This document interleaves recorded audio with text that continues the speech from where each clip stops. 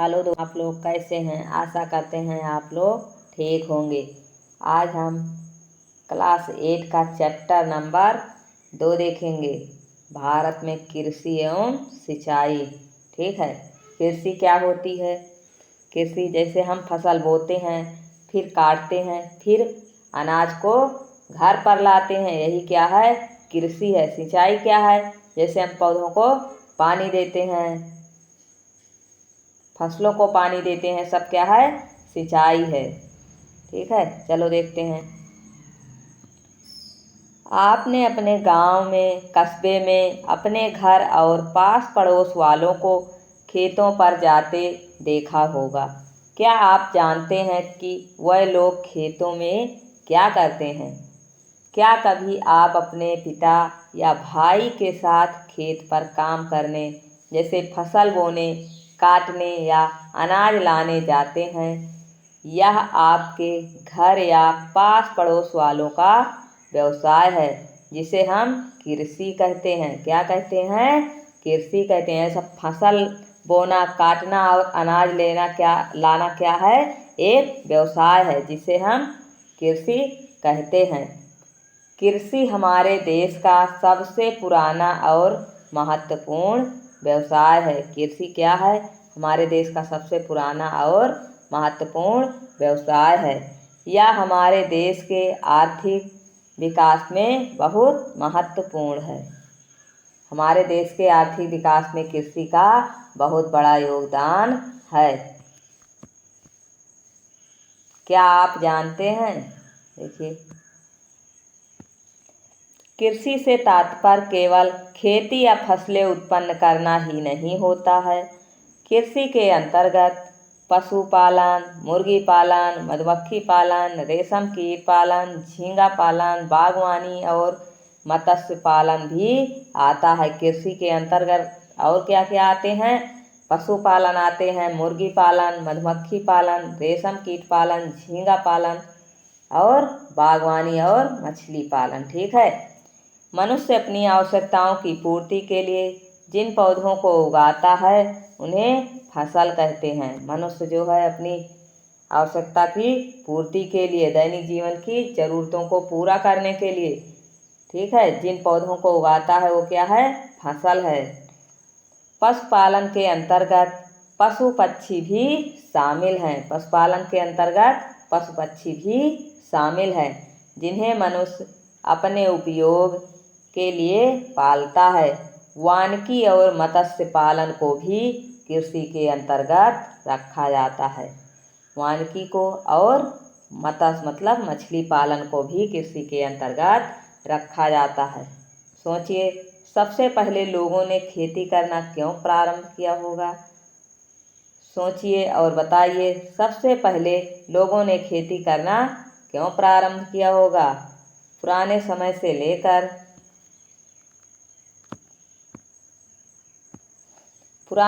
से लेकर अब तक खेती करने के तरीकों में बहुत अंतर आया है। पहले खेती अलग तरीके से की जाती थी, जैसे पहले खेत बैलों से जोता जाता था, अब ट्रैक्टर से जोता जाता है।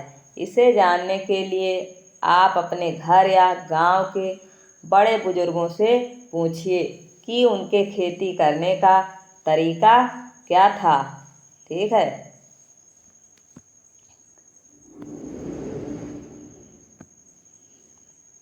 अब आप गांव के लोग खेती कैसे करते हैं लिखिए। मतलब आपके गांव के लोग खेती कैसे करते हैं उसको लिखिए। पहले गांव में खेत जोतने के लिए बैल का प्रयोग करते थे। किसका प्रयोग करते थे, बैल का। अब ट्रैक्टर का प्रयोग करते आप देखते हैं। ट्रैक्टर कृषि का कैसा उपकरण है, आधुनिक उपकरण है। ठीक है, देखिए, खेती का ये पुराना तरीका है और ये वाला नया तरीका है। आगे देखिए, आपके गांव में लोग खेती करते हैं, इससे उनकी कौन कौन सी आवश्यकताएं पूरी होती हैं। ऐसी खेती या पैदावार जिससे रोज की अपनी ज़रूरतें पूरी की जा सकती हैं। ऐसी खेती या पैदावार जिससे दैनिक जीवन की ज़रूरतें पूरी की जाती हैं उसे क्या कहते हैं? निर्वाह कृषि कहते हैं। पता कीजिए आपके गांव या कस्बे में लोग कौन कौन सी फसलें बाजार में बेचने के लिए पैदा करते हैं। जो कृषि केवल स्थानीय आवश्यकताओं की पूर्ति के लिए की जाती है उसे निर्वाह कृषि कहा जाता है। जो स्थानीय आवश्यकताओं की पूर्ति के लिए की जाती है मतलब अपने आसपास के लोगों के आवश्यकता की पूर्ति के लिए की जाती है वो क्या है? निर्वाह कृषि है। जिस कृषि का मुख्य उद्देश्य बाजार में फसल बेचना हो, जिस कृषि का मुख्य उद्देश्य क्या हो? बाजार में फसल बेचना हो उसे क्या कहते हैं? व्यापारिक कृषि कहते हैं। ठीक है, उसे व्यापारिक कृषि कहते हैं। इसे फसल विशिष्टीकरण भी कहते हैं। ठीक है,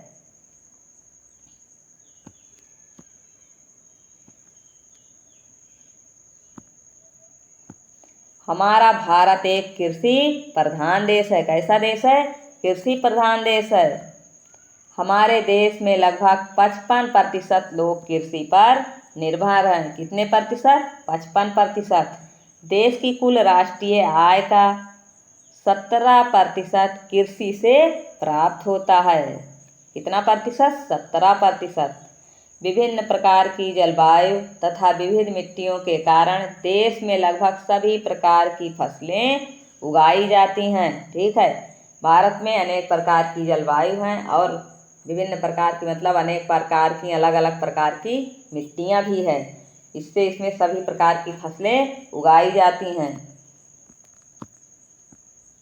देखिए, देश में पैदा होने वाली फसलों को 3 वर्गों में रखा जाता है। खाद्यान्न फसलें। खाद्यान्न फसलें गेहूँ, चावल, जौ, चना, मटर, दाल, ज्वार, बाजरा। नगदी फसलों में गन्ना, कपास, जूट, तिलहन, तंबाकू आदि।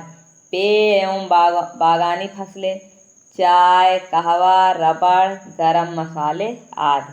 ठीक है, ये सब इतनी जो हैं खाद्यान्न फसलें। नगदी फसलें में ये सभी फसलें आती हैं और पेय एवं बागानी फसलें में चाय, कहवा, रबड़, गरम मसाले ये सब आते हैं।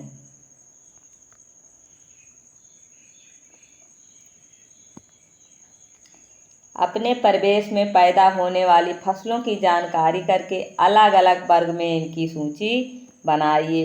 आप अपने गांव के आसपास के लोगों को अलग अलग समय में अलग अलग फसलें बोते और काटते देखा होगा। पता कीजिए बोने और काटने के समय के आधार पर हमारे यहाँ कितने प्रकार की फसलें होती हैं। कृषि फसलों के प्रकार।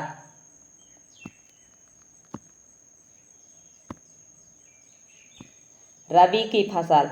रबी की फसल जाड़े के प्रारंभ में बोई जाती है और ग्रीष्म ऋतु के प्रारंभ में काटी जाती है।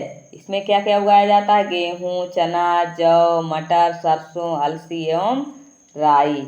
खरीफ की फसलें में समय वर्षा ऋतु के प्रारंभ में बोई जाती हैं और शीत ऋतु के प्रारंभ में काटी जाती हैं। कौन सी फसलें? खरीफ की फसलें। जैसे खरीफ की फसलों में धान, मक्का, ज्वार, मूंग, जूट, मूंगफली आदि।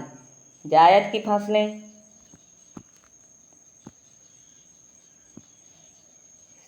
समय मार्च अप्रैल में बोना, उपज तैयार हो जाने पर प्राप्त करना।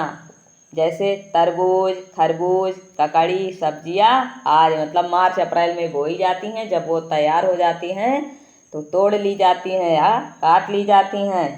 ठीक है, आगे देखिए।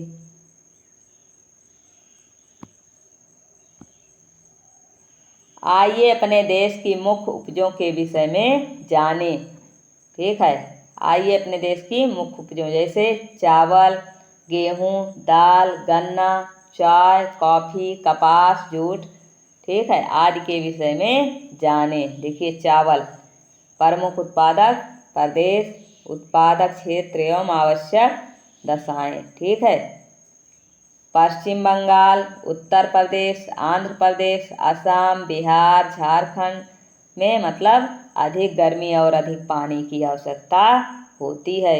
उड़ीसा, तमिलनाडु, हिमाचल प्रदेश, मेघालय, केरल, त्रिपुरा में मतलब अधिक गर्मी और अधिक पानी के साथ साथ उपजाऊ मिट्टी भी होनी चाहिए। मणिपुर, महाराष्ट्र, कर्नाटक, मध्य प्रदेश, छत्तीसगढ़, पंजाब, ठीक है, इन सभी प्रदेशों में उपजाऊ चिकनी मिट्टी चाहिए। ठीक है, इन सभी फसलों के लिए अधिक गर्मी, अधिक पानी और उपजाऊ चिकनी मिट्टी होनी चाहिए। ये देखिए,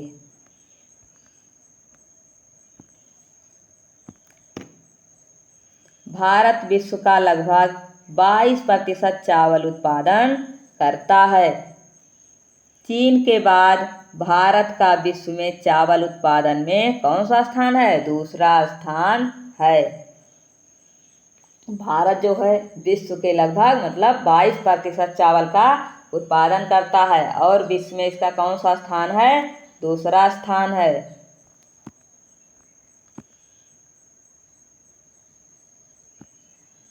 क्या आप जानते हैं चावल भारत में 7,500 वर्षों से भी अधिक समय पहले से उगाया जा रहा है। कितने वर्ष? 7,500 वर्ष। ठीक है, ये सब याद करने वाले पॉइंट हैं।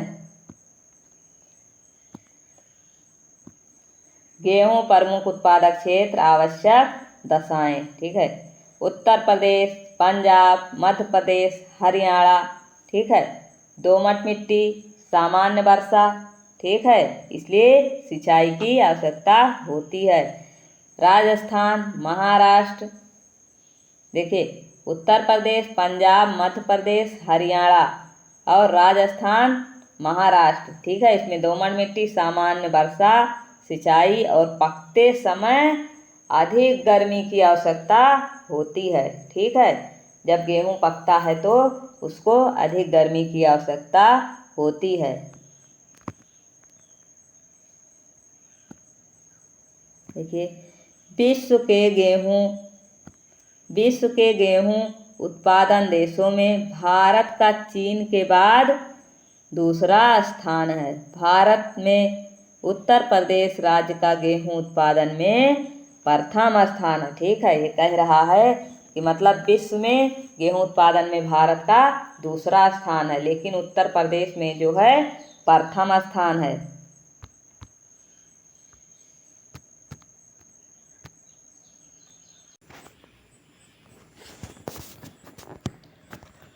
सॉरी, कुछ गलतियां हो गई थी। आगे देखिए, मानचित्र संख्या 2.5 में गेहूं उत्पादक राज्य दिए गए हैं। इसे देखकर भारत के मुख्य एवं गौण गेहूं उत्पादक राज्यों की सूची बनाइए। बताइए इन राज्यों में कैसी वर्षा होती है। अपने आसपास के गांव या कस्बे के खेतों में चावल, गेहूं फसलें देखिए। ये फसलें कैसे उगती हैं, इस पर कक्षा में चर्चा कीजिए। देखिए, दालें प्रमुख उत्पादक क्षेत्र, आवश्यक दशाएं। ठीक है, मध्य प्रदेश, राजस्थान, महाराष्ट्र, कर्नाटक, उत्तर प्रदेश, आंध्र प्रदेश। ठीक है, प्रत्येक प्रकार की मिट्टी अच्छी होती है। सामान्य वर्षा और कम मेहनत की आवश्यकता होती है। फसलों के लिए मिट्टी को अधिक उपजाऊ बनाती है।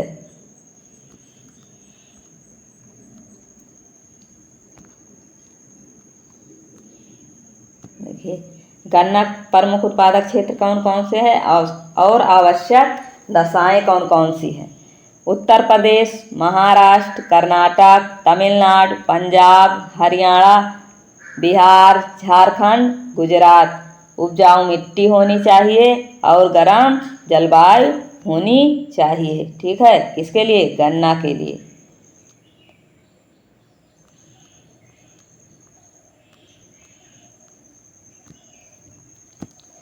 आप जिस गुड़ का प्रयोग करते हैं वो किससे बनता है? गन्ने से बनाए जाने वाले खाद्य पदार्थों के नाम बताइए। देखिए, प्रमुख उत्पादक क्षेत्र चाय का देखिए, असम, पश्चिम बंगाल, मेघालय, अरुणाचल प्रदेश, उत्तराखंड, हिमाचल प्रदेश, तमिलनाडु, केरल के पहाड़ी ढाल पर क्या होता है, उत्पादन किया जाता है। किसका? चाय का। आवश्यक दशाएं: अधिक वर्षा और पानी, पहाड़ी ढाल जिस पर पानी न रुके अन्यथा जड़ें गल जाती हैं। ठीक है, पानी नहीं रुकना चाहिए चाय के लिए। देखिए, चाय के बारे में संक्षिप्त जानकारी देखिए, आगे देखते हैं। भारत में चाय एवं कहवा का उत्पादन, ये देखिए,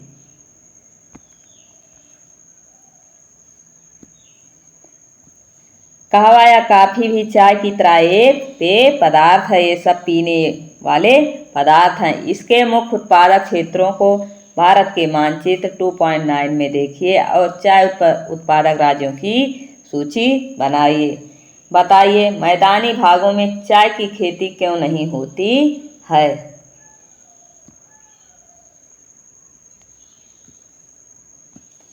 विश्व में चीन के लोगों ने सबसे पहले चाय पीनी शुरू की थी। किस देश के लोगों ने? चीन के लोगों ने। शुरू में यह आदत केवल कुछ लोगों तक सीमित थी।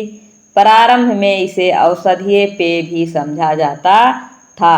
उपनिवेशवादी अंग्रेजों ने वर्ष 1829 में उत्तर भारत के वनों में असम चाय की खोज कर ली। मतलब जो उपनिवेशवादी थे, अंग्रेज थे, वो 1829 में कहाँ?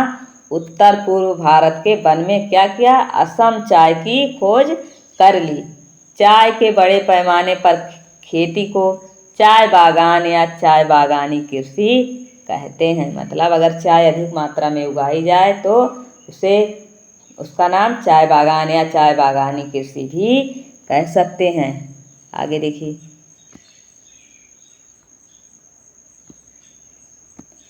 प्रमुख उत्पादक क्षेत्र किसका? कपास का। महाराष्ट्र, गुजरात, मध्य प्रदेश, पंजाब, तमिलनाडु, उत्तर प्रदेश, पश्चिम बंगाल, आंध्र प्रदेश, कर्नाटक और हरियाणा। और जूट के लिए देखिए, असम, पश्चिम बंगाल, मेघालय, बिहार, उत्तर प्रदेश, उड़ीसा। आवश्यक दशाएं: काली मिट्टी, गर्म व नम जलवायु, 100 सेंटीमीटर वर्षा अथवा सिंचाई का उचित प्रबंध। उपजाऊ मिट्टी, अधिक वर्षा, गर्म व नम जलवायु। मतलब कपास और जूट के लिए काली मिट्टी, गर्म व नम जलवायु, कम से कम 100 सेंटीमीटर वर्षा, सिंचाई का उचित प्रबंध होना चाहिए, उपजाऊ मिट्टी भी होनी चाहिए, अधिक वर्षा भी हो, गर्म और नम जलवायु भी हो। आगे देखिए,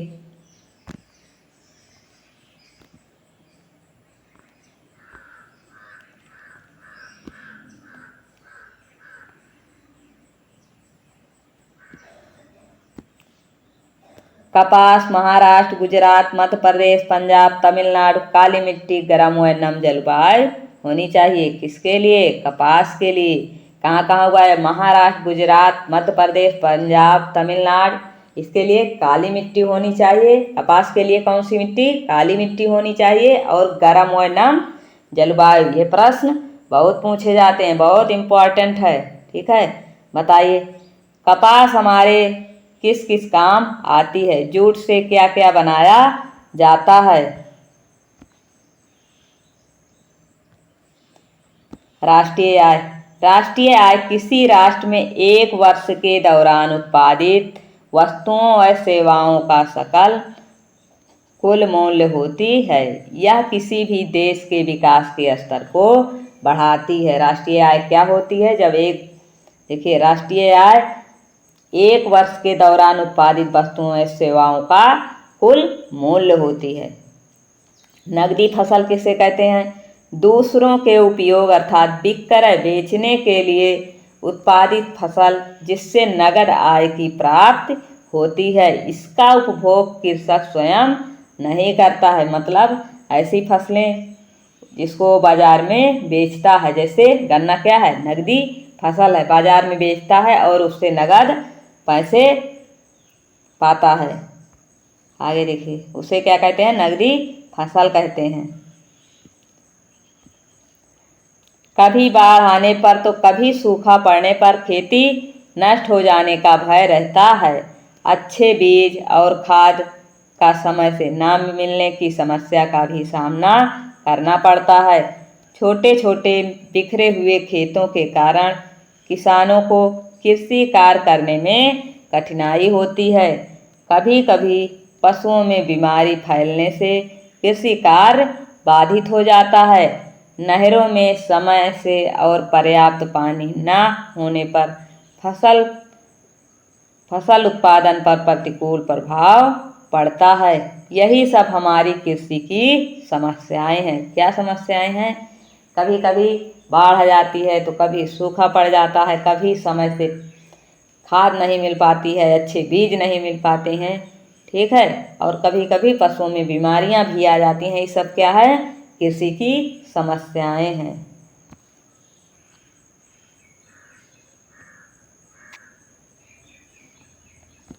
राष्ट्रीय कृषि नीति। भारत सरकार द्वारा घोषित राष्ट्रीय कृषि नीति का उद्देश्य कृषि क्षेत्र में उच्च वृद्धि दर प्राप्त करना है। ऐसे विकास को प्रोन्नत करना जिसमें हमारे संसाधनों का कुशलतापूर्वक उपयोग हो सके, हमारी भूमि, जल और जैव विविधता को सुरक्षित रखा जा सके, किसानों को मूल्य संरक्षण प्रदान करना, कृषि क्षेत्र में फसलों के बीमाकरण, जैव प्रौद्योगिकी पर बल देना एवं कृषि कार्यों के लिए किसानों को ऋण सुनिश्चित करना इस नीति के प्रमुख लक्ष्य हैं। ठीक है, ये सब क्या हैं? राष्ट्रीय कृषि नीति के लक्ष्य हैं।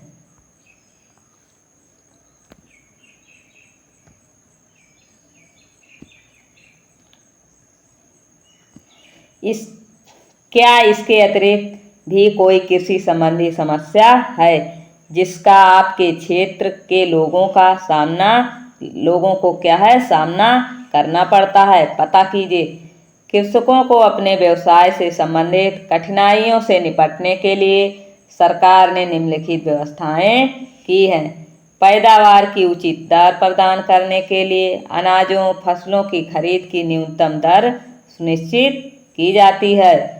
खरीद बेच हेतु मंडी और विपणन केंद्रों की स्थापना की गई है। किसका? मंडियों और विपणन केंद्रों के लिए। आने जाने व फसलों की ढुलाई के लिए छोटे बड़े मार्गों को बनाया है। खाद्य संरक्षण के लिए गोदाम, शीतघरों की स्थापना की है।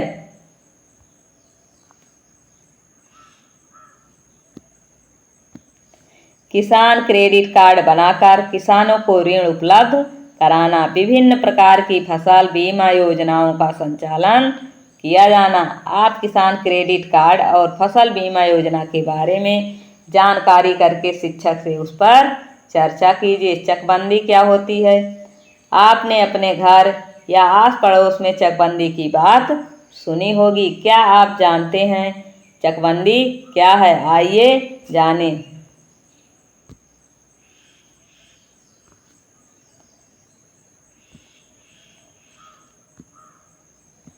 नीचे के चित्र में देखिए कई रंग के खाने बने हैं। ये देखिए, मान लीजिए एक रंग के चौकोर खाने, एक व्यक्ति के इधर उधर बिखरे खेत हैं। जैसे देखिए लाल कलर का ये सब क्या है? बिखरे खेत हैं। साथ के सादे खानों में अलग अलग व्यक्तियों के बिखरे खेतों को मिलाकर एक जगह कीजिए। ये देखिए, इसमें एक जगह कर लिया जाता है बिखरे हुए खेत को। चकबंदी छोटे छोटे टुकड़ों में बिखरे खेतों में सही ढंग से खेती नहीं की जा सकती। जब छोटे छोटे खेत रहेंगे तो उसमें खेती करना संभव नहीं हो सकता। साथ ही लागत भी ज़्यादा लगती है। इसलिए चकबंदी द्वारा किसानों की दूर दूर बिखरी जोतों को एक चक्र के रूप में बदल दिया जाता है। मतलब एक चक्र तैयार कर दिया जाता है।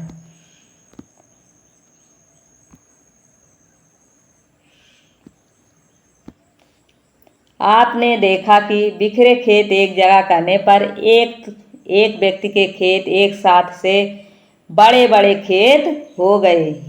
मतलब जब छोटे छोटे खेत थे तो उसको इकट्ठा कर दिया गया तो कैसे खेत बन गए, बड़े खेत हो गए। इसे ही चक काटना कहा जाता है। चकबंदी द्वारा इधर उधर बिखरी खेत की जमीन के बराबर खेत किसानों को एक स्थान पर दिया जाता है। अपने पास पड़ोस वालों से पूछिए उन्हें चकबंदी से क्या क्या लाभ हुआ है। सिंचाई, आप कभी अपने घर पर गमलों या पौधों में पानी डालते हैं? क्या आपने किसानों को खेतों की सिंचाई करते देखा है?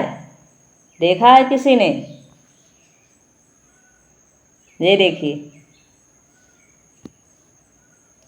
ये देखिए, ये सिंधु नदी, चेनाब, घाघरा, गंडक, देखिए पद्मा, गंगा, चंबल, बेतवा, नर्मदा, ताप्ती, गोदावरी, कृष्णा, महानदी, ये अरब सागर है, ये बंगाल की खाड़ी है। ठीक है, ये देखिए देश भूटान, नेपाल, ये सब जो नदियां दिखाई दे रही हैं ये सब सिंचाई के क्या हैं, साधन हैं। ठीक है,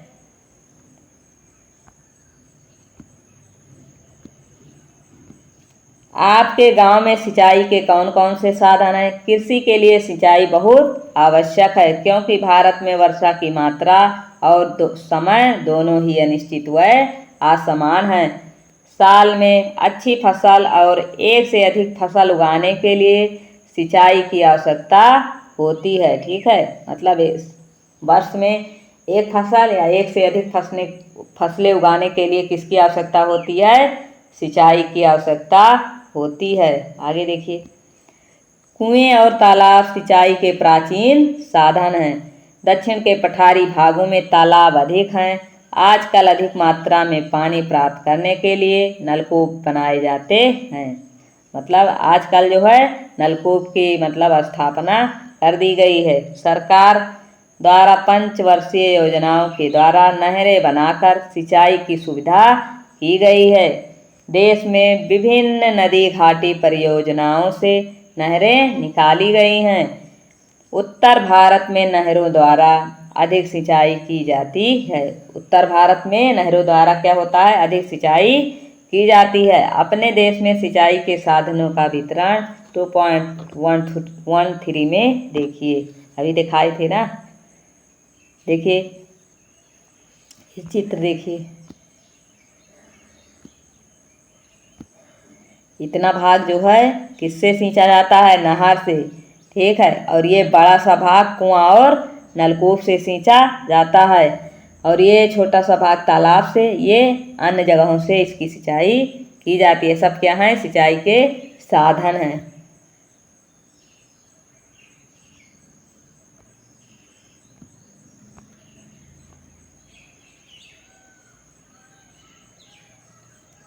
देखिए, बताइए दक्षिण भारत में तालाब क्यों अधिक हैं? आजकल सिंचाई की नवीन पद्धति ड्रिप यानी टपक सिंचाई, स्प्रिंकलर यानी छिड़काव सिंचाई भी प्रचलित है। सामान्यतः बागानी फसलों जैसे फल फूल साग भाजी आदि की सिंचाई टपक पद्धति द्वारा की जा रही है, जबकि खाद्यान्न जैसे गेहूँ मटर इत्यादि फसलों की सिंचाई स्प्रिंकलर पद्धति द्वारा की जाती है। यह दोनों पद्धतियाँ भारत के मध्य पश्चिम के सूखा प्रभावित क्षेत्रों में अधिक प्रयोग की जाती है। इन सिंचाई पद्धतियों में सिंचाई में पानी कम खर्च होता है और फसल भी अच्छी होती है। कहाँ? देखिए, जहाँ मतलब सूखा, मतलब भारत के कुछ क्षेत्रों में जो सूखा प्रभावित क्षेत्र हैं वहाँ पर छिड़काव विधि या टपक विधि से सिंचाई की जाती है, जिससे भी पानी की भी बचत होती है और फसल भी अच्छी होती है। देखिए, हरित क्रांति क्या है? वर्ष 1966-67 में हरित क्रांति के माध्यम से कृषि उत्पादन के क्षेत्र में क्रांतिकारी परिवर्तन आया। कब? 1966-67 में। ठीक है, क्रांतिकारी का मतलब बदलाव। ठीक है, इस कार्यक्रम का उद्देश्य अच्छे बीज, खाद, सिंचाई तथा आधुनिक यंत्रों के उपयोग द्वारा कृषि उपज में तीव्र गति से वृद्धि करना है। मतलब इस कार्यक्रम का क्या उद्देश्य है? अच्छे बीज, खाद, सिंचाई तथा आधुनिक यंत्रों का उपयोग। इसे ही क्या कहते हैं? हरित क्रांति कहते हैं। भारत में डॉक्टर M.S. स्वामीनाथन को हरित क्रांति का जनक कहा जाता है। हरित क्रांति के जनक कौन है? Doctor M.S. स्वामीनाथन। हरित क्रांति की मुख्य बातें: अधिक उपज के लिए सुधरे हुए उन्नत बीजों का प्रयोग होने लगा। गेहूं की उन्नत किस्मों जैसे सरबती, सोनारा, कल्याण, सोना, हीरा, ठीक है, ये सब क्या हैं? गेहूं की प्रजातियां, सरबती, सोनारा, कल्याण, सोना, हीरा। धान की किस्मों में जैसे IR, ताईचुंग 65, जया, पद्मा, पंका, जमुना, साबरमती, ये सब क्या हैं? धान की किस्में हैं। IR, ताईचुंग 65, जया, पद्मा, पंका, जमुना, साबरमती, ये सब क्या हैं? धान की किस्में हैं। रासायनिक खादों जैसे ammonium sulphate, urea, super phosphate, potassium sulphate, di ammonium phosphate तथा पोटेशियम नाइट्रेट का विकास व उपयोग किया गया। जैविक खाद का उत्पादन बढ़ाना जैसे कंपोस्ट की खाद, हरी खाद जिसमें सनई ढैंचा को सड़ाया जाता है, नीम की खली की खाद इत्यादि, ये सब क्या हैं? कंपोस्ट की खाद हैं। रासायनिक कीटनाशक दवाओं का प्रयोग करना, कृषि यंत्र जैसे ट्रैक्टर, थ्रेसर आदि का प्रयोग करना, ये सब ये सब हरित क्रांति की मुख्य बातें हैं। मतलब इतने परिवर्तन हुए थे हरित क्रांति में। फसलों की सिंचाई के लिए नलकूप, नहर, तालाब आदि बनाने का कार्य किया गया। इन सब के प्रयोग द्वारा उत्पादन बढ़ाने का प्रयास ही क्या है? हरित क्रांति है। जितनी बातें ऊपर बताई गई उन सब के मतलब उत्पादन बढ़ाने का प्रयास ही उन सब के द्वारा क्या है? हरित क्रांति है। ठीक है। खेती के लिए जैविक खाद सर्वोत्तम खाद है। ठीक है, खेती के लिए जैविक खाद ही सर्वोत्तम खाद है। यदि वीडियो पसंद आई हो तो आप लोग चैनल को सब्सक्राइब कर लें। अगली वीडियो में हम इसके अभ्यास प्रश्नों की चर्चा करेंगे। धन्यवाद।